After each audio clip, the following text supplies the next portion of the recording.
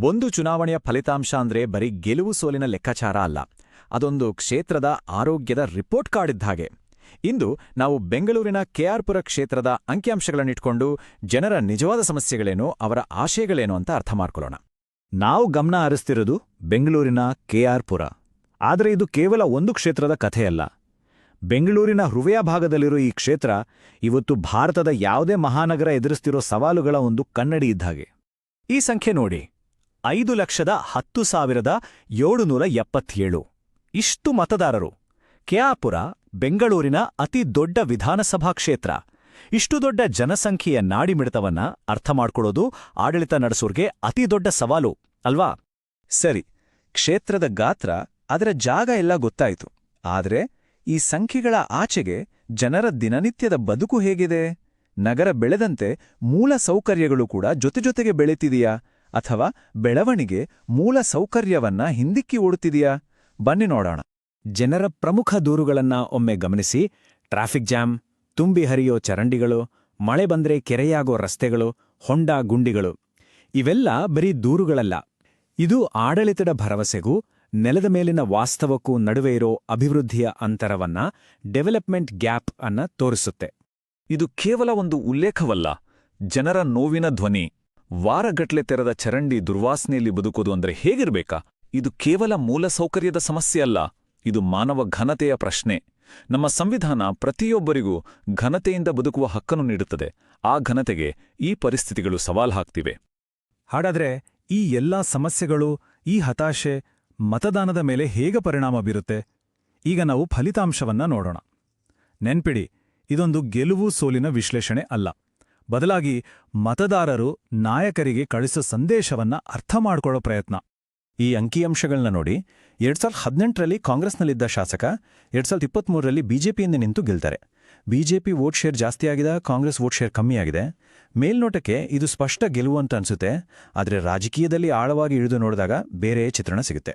ಈಗ ನೋಡಿ, ಇದು ನಿಜವಾದ ಕಥೆಯನ್ನ ಹೇಳ್ತಿದೆ. ಗೆಲುವು ಸಿಕ್ಕಿರ್ಬೋದು, ಆದರೆ ಗೆಲುವಿನ ಅಂತರ 2018ಕ್ಕೆ ಹೋಲಿಸಿದ್ರೆ 2023ರಲ್ಲಿ ಕಮ್ಮಿಯಾಗಿದೆ. ಸುಮಾರು 8,000 ಮತಗಳಷ್ಟು ಅಂತರ ಕುಸಿದಿದೆ. ಇದು ಏನನ್ನು ಸೂಚಿಸುತ್ತೆ?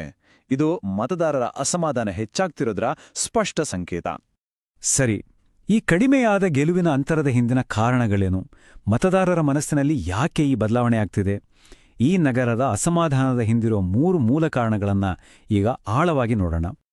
ನೋಡಿ, ಇಲ್ಲಿ 3 ಮುಖ್ಯ ಕಾರಣಗಳಿವೆ.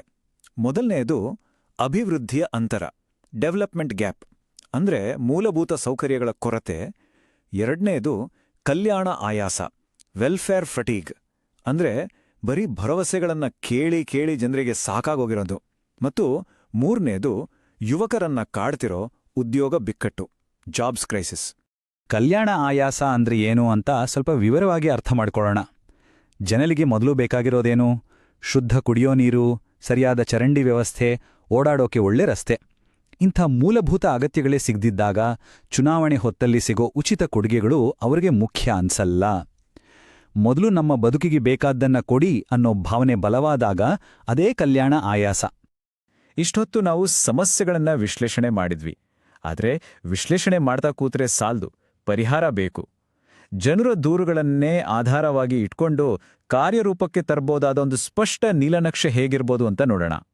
ಇಲ್ಲಿ ನೋಡಿ, ಇವು ಕೇವಲ ಭರವಸೆಗಳಲ್ಲ, ಇವು ನಿರ್ದಿಷ್ಟ, ಅಳೆಯಬಹುದಾದ ಮತ್ತು ಜನರ ಬದುಕಿನ ಮೇಲೆ ನೇರ ಪರಿಣಾಮ ಬೀರುವ 3 ಯೋಜನೆಗಳು.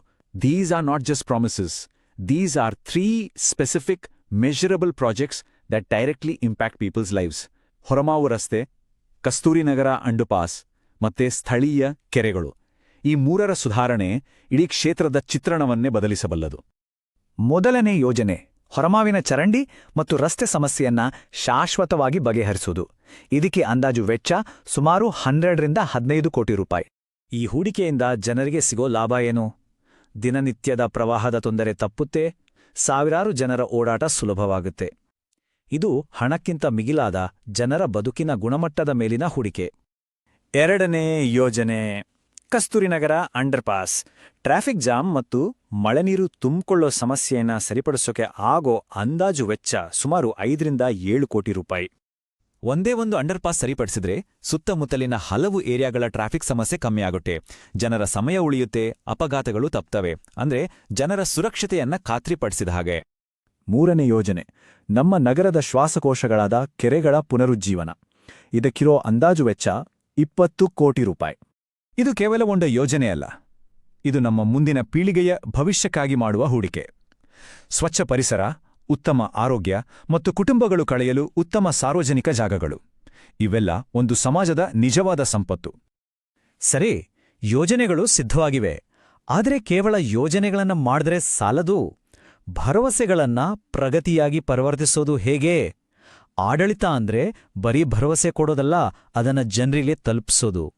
ಪರಿಣಾಮಕಾರಿ ಆಡಳಿತಕ್ಕೆ ಒಂದು ಕಾರ್ಯತಂತ್ರದ ಚೌಕಟ್ಟು ಬೇಕು. ಉದಾಹರಣೆಗೆ ಈ ಚತುರ್ಮುಖ ಸಿದ್ಧಾಂತವನ್ನ ನೋಡಿ.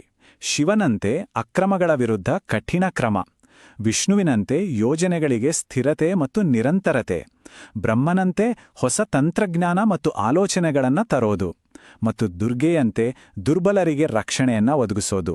ಈ 4 ಆಯಾಮಗಳು ಸೇರಿದಾಗ ಆಡಳಿತ ಪರಿಪೂರ್ಣವಾಗುತ್ತೆ. ಈ ವಿಶ್ಲೇಷಣೆಯ ಕೊನೆಗೆ ನಾವು ಪ್ರಜಾಪ್ರಭುತ್ವದ ಮೂಲತತ್ವಕ್ಕೆ ಬರೋಣ.